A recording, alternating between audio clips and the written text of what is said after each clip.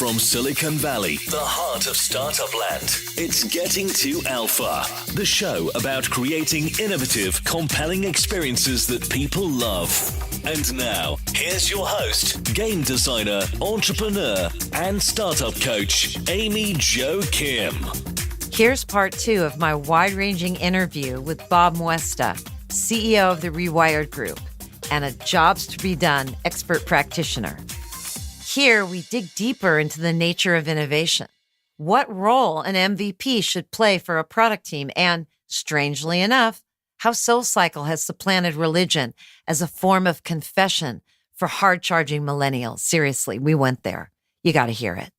We also went deep into the role of teamwork in job satisfaction, a theme that's echoed in all of my conversations with senior design leaders. So I have what I call a no asshole rule now, which is like we've all worked for assholes. And at some point in time, I don't want to work for another one ever again. And so the aspect of who's on the team and how the team works is extremely important to me. And so I'd rather work with a great team on home building products than work on an asshole team at, some digital imaging cutting edge technology place. It just doesn't work for me. So to me, it's really about the team. And to be honest, this is how I figured out I was a teacher, because it's really more about being able to pass the skill on and pass the experience and, what to do. And I think I'll have more impact by helping people help themselves than creating great products by myself or on the team. And it's not about the money. It's about now passing it on. Listen in and learn about the key qualities and market dynamics that can lead a high-performing team towards success. So, looking back on everything you've learned working at big companies, working in Japan, working with startups, what do you know now about successful innovation? And also looking at not just your own projects, but what actually hit the market versus what fell by the wayside. Because most innovation doesn't reach the mainstream. Oh, yeah. It's very rare that it does. Yep. So looking at, in your own experiences, the innovations that did reach the mainstream, what do you know now that you wish you had known 10, 15 years ago? So the first thing is that, so I think of innovation versus invention as very different. Invention is creating a new technology that's unique and patentable and that kind of stuff. Innovation is about actually bringing products to the masses who make their lives better. And so to me, the biggest thing that I would say is that, to be honest, if I could have a do-over, it would be the number of projects that I've done where I know there's a struggling moment. I know that actually what we call non-consumption, people are trying to make progress, but they can't. And that I can just make a product that's better than nothing. Because the reality is that's where innovation actually harvests. I mean, it's at that moment is where disruption begins. And so most people are either going after and trying to go into a very crowded market. People aren't struggling. There's all these other things. But the reality is so to me, if I do the jobs and you start to realize that here's the job somebody's trying to get done and they're doing it fairly well. And the fact is and you're trying to get into it, I'd say, don't go after that job. Go after the one where people can't do it, or do it one where they're dissatisfied. Again, think of healthcare, right? The minute clinic walks in and starts just eating people's lunch because it's just the fact that people can get in and out fast. It's not that they have a wait time. Systems dynamics. Yep, it's all that. And in the end, it's seeing where those struggles are and understanding the emotional, social, and functional energy of what people are willing to spend to overcome it. So to me, currency is not money. Currency is a combination of money, time, and knowledge. And then what I'm willing to do is how much emotional, social, and functional energy do I have to spend to actually make the progress? So as weird as it sounds, for me, it's an engineering boundary problem. It's always about moving from A to B. Where's the place where I have the most people who are in A who want to go to B but can't? And how do I actually figure out the minimum viable product that can actually enable people to, in some cases, not go to B, but maybe go to A between B. So a half step. I was always taught to engineer the product the best it could be. And what I've learned is a kick-ass half is better than a half-ass whole. There you go. Yeah, that's quotable. Let's be clear. That's Jason Fried. He's a friend of mine. Awesome. He says that all the time. Great. I love it. And that's MVP. That's right. And you know what? Game designers call that finding the fun. They're masters at iterative prototyping from the inside out. Right. I think that's actually at the core of what I've been struggling with pretty much my whole life is that marketers or the people in the consumer research side would say, well, we just need to make it fun. But as an engineer, you have to cause fun. And causing fun is a bitch. And fun has a very big dynamic to it because doing it over and over and over again doesn't make it fun. And so there's rules around how to create and cause fun. And so as much as it's the research world thinks they're done when the consumer says fun, the reality is like that's just the beginning because now I actually have to have like milliseconds, microseconds, like all this understanding of how to cause fun. And by the way, it's a fun place to be, but very few people wander into that depth and that swamp. Take that idea and just replace fun with core value on day 21. And then you've got the translation from what game designers do to what everybody does, which is find that core bit of product value that's going to draw people back. And as you said again and again, it's iterative. Do the first thing, do the MVP. But to do a good MVP, you really have to understand how to deliver value in a minimal way. So here's where my gift comes in. One of my gifts is that I'm dyslexic, right? And as a dyslexic, look, I never get an A, never get an A. The only way I'm going to actually go from an F to a D or an E from a D is the Israelis is reps. So when everybody else is thinking about stuff, I'm literally doing stuff. And so what I would say I pride myself on, and my magic is the fact is as I'm not smarter. I iterate the crap out of it, and I'm not afraid to be wrong. Like I think this is part of the problem with our schools is they're breeding these kids that come out of school and they can't even start because they don't know. They want to know where wrong is, and the fact is an innovation. Like I have no idea where wrong is. I have no idea where right is. And so the fact is trying to help people innovate is this notion of you literally have to be okay enough to say, yeah, well, that was stupid, but you have to be able to get back up and move and do another one and say, what did I learn from that? And you're not intentionally making things wrong. You're taking your best guess, right, and moving forward. The way big corporate does innovation is actually ridiculous. Think about it. I've got a 2-year project, and I'm going to literally plan it out when I'm the absolute stupidest about the project. And I'm going to build a budget that I'm going to go do. And what happens is all of a sudden, like 90 days into it, I'm learning, okay, this is wrong and that's wrong and that's wrong. But there's some manager looking over me and looking and say like, well, no, you said you're going to do this. And if you change, then, you're not hitting your goals. It's like, yeah, but it's not the right thing to do. So we end up managing ourselves to the stupidity of the insanity we created in the beginning, and we can't change it. And it's just insane. So that's why I've literally tried to make everything about very small steps, fast. And to be honest, if I can do learning cycles or prototyping cycles in a week to no more than 90 days. But I think Basecamp uses 6 weeks on and 2 weeks off as their prototyping cycles. And it's just there's a natural rhythm to be able to figure that out. But they don't have a 24-month goal, right? It's the Church of Finance that tells us we have to have a 24-month goal. Yeah. So I think you just described your superpower. Which is what? It's related to your struggles. It's being dyslexic and not being afraid to be wrong and iterating like crazy and knowing that's how you innovate. And that describes a lot of, to me, what I've learned about successful innovation. It's that combination of things. And it's also exactly what's wrong with our school system. And again, this is a thread that runs through this whole podcast. We've got a bunch of educational game designers, educators who are doing things other than training people to get the right answer. Right. How to think. Right. If you talk about what I did in Japan, it was scary. It was hard. I couldn't speak the language. But the reality is like I just learned how to think. Unbelievable. So I think the other thing that I have as a part of the superpower is patterns.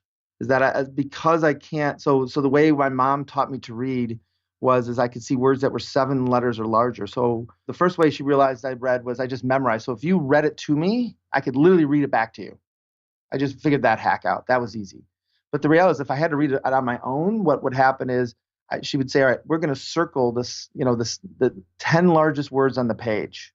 And they'd be all over the page. And she said, all right, what's the paragraph about? And she'd just teach me how to pattern recognize. And so the fact is I don't need actually a lot of data. I need very little data to actually figure out how to infer, not extrapolate, but to infer based on the context where they are, where they are, how close the big words are together versus how far apart the big words are together. That's how I learned how to read. Wow. That will train your brain. So the scariest part to me is when I was my mom basically told me that I could never really tell anybody I was dyslexic because people would treat me differently. So I hid it for a long time, and there was a point in my life where I just couldn't really do it anymore. So I had to reveal that I was dyslexic. And the craziest part is the doctors who basically then would do brain scans and do all that, and they're like, I think there's a procedure we can take you through that will help make you normal. And I just looked at him. I'm like, what are you talking about normal? Like I don't want that. And they couldn't understand how I would make this decision to say like, no, we can help you read. I'm like, no. I read fine. I see things that nobody else can see faster because of this. Is it 100% right? No. But look, I can be 90% right. Good enough. Iterate again. Well, and innovation is a team sport. You can have teammates who can read. Exactly. So that's the other part of it. And there's a whole thing about education and individuals versus teams. Yeah. So the best part is, so my business partner I talked about earlier, he's the exact opposite of me. And what you found is that I used to hang out with people who were like me, not people who were not like me. But the reality is the moment that we were able to figure out and build a level of trust as the exact opposites, we do more together. Like we had 6 months where we separated and went to different businesses. And it was miserable for both of us after that, we came back and said, look, no matter what happens, we're never going to not work together. Like we're always going to work together to death. Well, that's co-op. That's like whole is greater than the sum of the parts. Mm-hmm. And we at least know it. Yep. Oh, that's beautiful. So what are the kind of projects that light you up the most? It's changed. Early on, it was all about like really cool, like problems or technology or like something that was like on the edge of where people knew nothing about it. But it's changed to really, to be honest, projects where, to be honest, they're great people. So I have what I call a no asshole rule now, which is like we've all worked for assholes. And at some point in time, I don't want to work for another one ever again. And so the aspect of who's on the team and how the team works is extremely important to me. And so I'd rather work with a great team on home building products than work on an asshole team at, some digital imaging cutting edge technology place. It just doesn't work for me. So to me, it's really about the team. And to be honest, this is how I figured out I was a teacher, because it's really more about being able to pass the skill on and pass the experience and, what to do. And I think I'll have more impact by helping people help themselves than creating great products by myself or on the team. And it's not about the money. It's about now passing it on. That's awesome. So as you move toward that stage of your multi-stage career, what are some of the key differences between corporations and startups? You've mentioned that a couple of times. You mentioned you work for Ford and that you've also worked with startups, including your own. Yep. What are those key differences and how will you think about imparting those because, the students you teach will probably go work in both. Yeah. I'd actually want to look at the common elements. So this is, again, I'm going to counter the question, which is, it's not really the difference between a big company and a small company. It's what is it that either a big company or a startup that is successful versus a startup or a big company that's unsuccessful. So to me, it's more about what are the common elements amongst them. And what I would say is a kick-ass autonomous team with a very well-defined objective in terms of, or business goal in terms of what to go do, the problem they're there to solve, not the solution they're there to make. Whether it's a big corporate or whether it's a startup, my belief is they'll be successful. The fact is, if they're told what they have to make and then go find the market for it, my belief is it doesn't matter. The entrepreneurs who fall in love with their solution and they're just trying to find the problem they can solve with it, or the big corporation who has all this infrastructure and they're trying to innovate to find new places that people can use their product. My thing is those are few and far between successful. And that's why I think we see innovation being so hard, is because most people are working from the supply side to the demand side, as opposed to truly starting from the demand side and realizing where to focus. So they're literally trying to sell one more pack of gum. They're trying to sell one more pen refill. They're trying to sell one more laptop, as opposed to figuring out how do I actually help people who want to make progress, and that laptops can help them do that. Right. So digging into your team idea, you probably meet a lot of teams, right? Yeah. Okay. What are the signals that you look for and that you spark to when you're first meeting a team and thinking about, do I want to work with these people? What is it that pulls you in? Yeah. So I think it's a couple things. One is the intensity of the team. I prefer a team that is, in some cases, so think of a system that there might be a lot of conflict in it. That doesn't bother me. It's like, love and hate are not the opposite. The opposite is really apathy, where you don't care at all. And so to me, first of all, the team has to have energy and they have to have a problem that they're trying to solve. And whether the problem is framed right or not, and they have to be open enough that if they have a solution that they're willing to abandon the solution. And so part of this is you're talking, and to be honest, it's getting people to admit they don't know. So when the team basically will say, yeah, but we haven't done this and we're trying to do that, but versus like, yeah, we have no idea about that. Like the maturity of a team. So Ryan Singer at Basecamp has been working on something called the Hill chart. And the Hill chart is like in the beginning of a project, you really should be spending the time on the number of unknowns that you have to answer, not executing. And so it's that aspect of being able to get a team to realize that they have unknowns. I can do that. If they think they have all the answers already, I'm not sure I can help them. And to be honest, I'm not sure they're successful because they're usually a technology in search of a job. And so when people come to you with a technology in search of a job, what industries are they coming from? Like, who are those people? Everywhere. Like there are people who like they built something and they've got $10 million into it and it hasn't worked 1,000, in 1,000 different places. It's like, what do we go do? And I'm like, and to be honest, I can look at something and say, all right, what are the fundamental things around it, and look at it and say, all right, I'm going to go look at, because what happens is they, for example, they think they're in one industry and we'll go look in 3 other industries for the same problem and then bring that technology to a different industry. And so it's kind of like, taking an automotive technology that they're having a hard time doing and saying, well, what if we brought it to the home? And all of a sudden you realize the problems it can solve in the home are way different. The economics are way different. The channels are way different. But the reality is like it actually has legs. And so trying to push it through one channel, it doesn't work. But looking at people's lives and saying, how can this fit in it? You can actually see a completely different way in which to build a value proposition.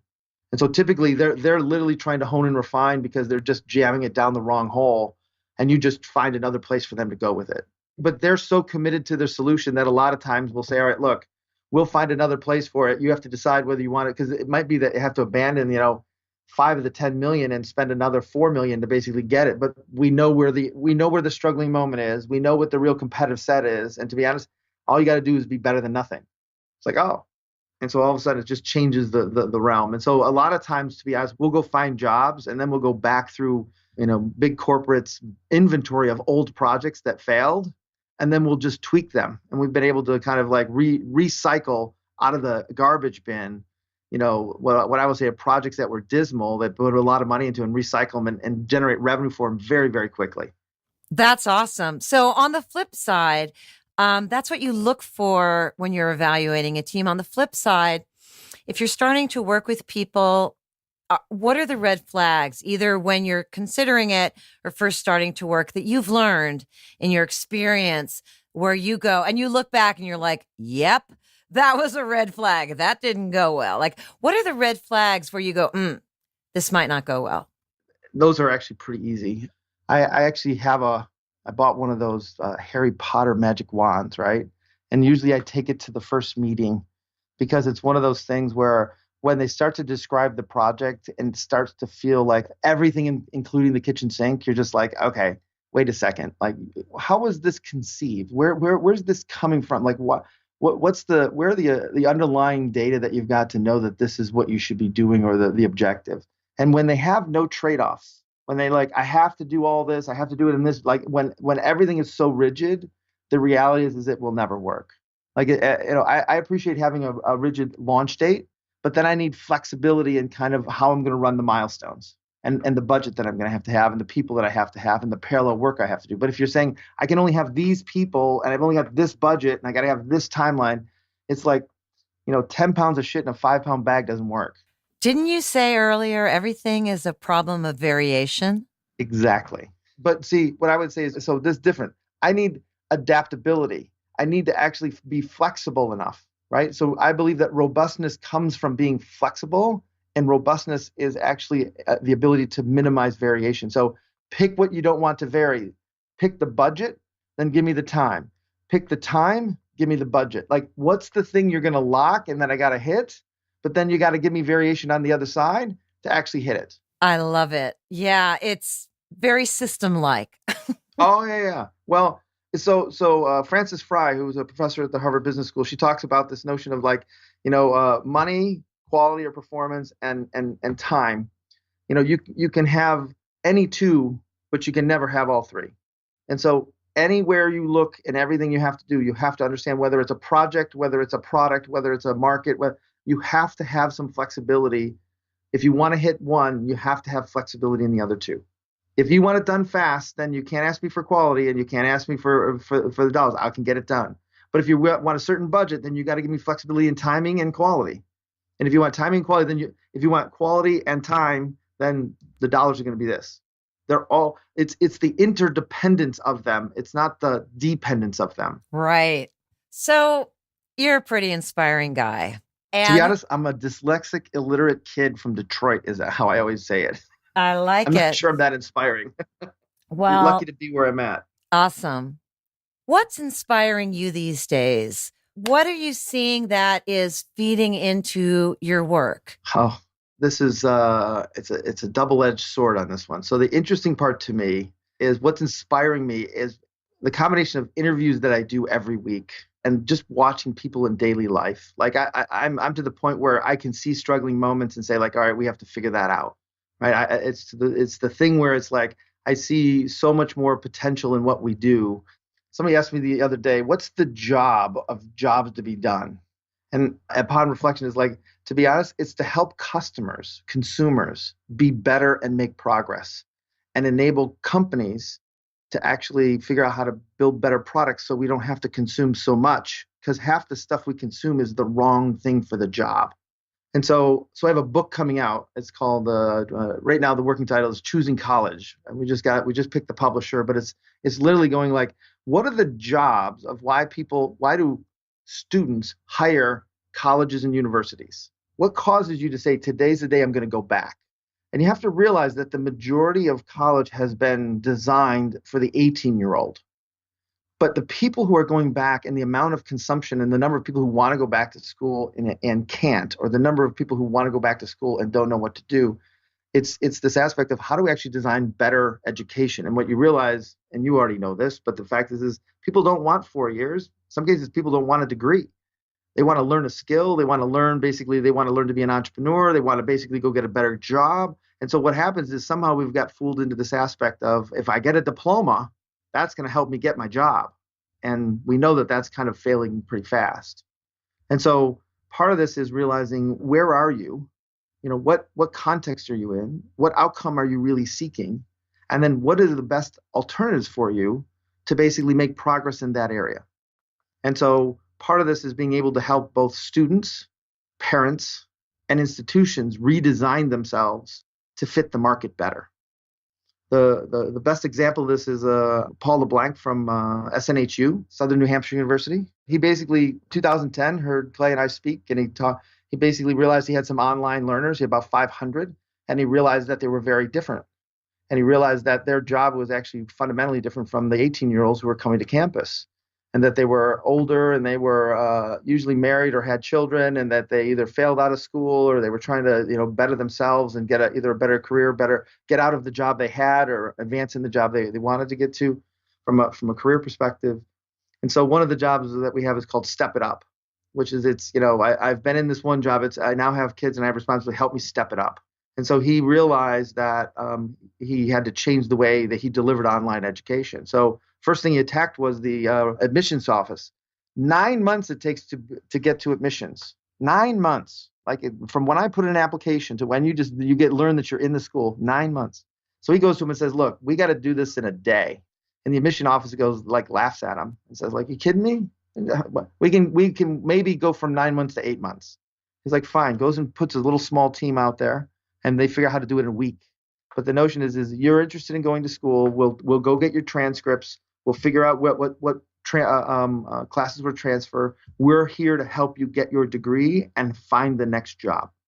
And so in building that system, he's gone from 500 online students to 60,000 students. So this is a not-for-profit public university that's gone from 88 million to 450 million in 6 years. What are they training students to do? That's the best part is like they have like, so for example, he has the best online MBA program bar none. And so what he's done is he said, look, if you've got time to go to Harvard or Yale or Northwestern or any of those, Stanford, any of those schools, that's great. You can pay the money. But the reality for the rest of the world who has to keep working and has to do these things, I'm going to build the best online MBA possible. And I'm going to go find the best professors and literally just have them create the material. I'm going to basically make this the best place, and it's going to be it will be continuous. And so the whole aspect is it's literally the MBA for everybody else. So when you say best bar none, how are you measuring that, or are you just saying you like it? From the content perspective, from the ability for think of it this way: is most schools don't teach by adult learning styles. Adult learners learn differently than 18-year-old learning styles. And so they're literally being able to actually design the whole experience to be very, very different than anything else most adults have had the ability to interact with. They're absolutely phenomenal at it. And so they're looking at the entire experience, and in their minds, they're responsible for helping them make the progress. They're not there to make the progress for consumers. They're there to actually enable consumers to make the progress, the students to make the progress. It's a great organization. Great. Well, we'll be sure to link to that in the show notes. While we're on that topic, where can we find you online? TheRewiredGroup.com. I'm in the midst of kind of redesigning it, but it's really about we are more or less innovation coaches. And so we help big corporate either make their innovation work better, help them with very specific projects. We help entrepreneurs and startups basically guide them through our innovation process, and then we help not-for-profit. So I do work in religious, all different types. So I have a thing I'm doing now is like the job that God does, which is why do people switch religions? And it's talking to people who have literally abandoned one religion and moved to another, and it's all different religions. So somebody went from Catholic to Judaism, or Muslim to Buddhist, or and say what are people seeking when they switch religions, and not focusing on any one religion, but more what's the human spirit seeking as they switch. And so I do that work too. Oh my, well, wait. Before you go on, yeah, that's fascinating. What's the punchline? Oh, the punchline is the greatest competitor between 18 and 35 to organize religion, whether it's the Catholic Church, Judaism, or Methodist, or any of those, is CrossFit. Because if you really start to think about the job the church does, a sense of purpose gives me a sense of being part of something bigger, makes a stronger me, helps me give back to my community, people who are like me and have same values. All of a sudden, you start to realize of the 10, 12 important things around church, they actually hit 7 of them, and they do them very well, that people would be rather go to CrossFit than go to church. Isn't CrossFit on the decline at this point? I thought it was a big hit, but then declining. I don't know, but the fact is what I would say is that it could be declining because it doesn't have the other aspects of what church is. But this aspect of being better and it's not, if you talk to anybody who's in CrossFit, it's not a gym. They're insulted if you call it a gym. It's a community. People who are outside looking in call it a cult. It's the craziest thing that you start to look at. It's just very, very interesting. It's missing a religious and kind of faith-based understanding, but for the most part, it literally does a lot of the jobs that church used to do. Soul Cycle is the same. Soul Cycle is actually it's the same in one sense, but it actually competes with confession a lot. It's the notion of being able to be a sense of community, but the aspect is it digs so deep that people feel like we've had people who actually tell us, it's like, yeah, I felt like I went to confession. So I'm like, so you do this once? They go, no, I do this every day or 3 times a week. And it's like, well, how long did you go to confession? I go to confession once a year. It's like, okay, so you realize like that's what's happening. What about it made it feel like confession to them? Oh, the interesting part is how do I say, when you build up to a certain point and they're exhausted and you're so close together and it's all that anxiety wrapped around you, and then they ask you the question, and it's like the fact is what don't you believe in yourself kind of thing, or what do you need, and the notion that it just digs into the deepest part of your soul to basically say, yep, this is what I have to admit. It's what confession does. It's the same mechanism. Wow. Well, that's fascinating. Are you writing a book on that too? No. I'm just, that's just, I don't know. I think it'll be part of the religious book, to be honest, that I'm working on. So I have a education book, a religion book. The other thing I'm working on right now is a sales book. Look, in the top business schools in the country, there are no sales professors. Zero.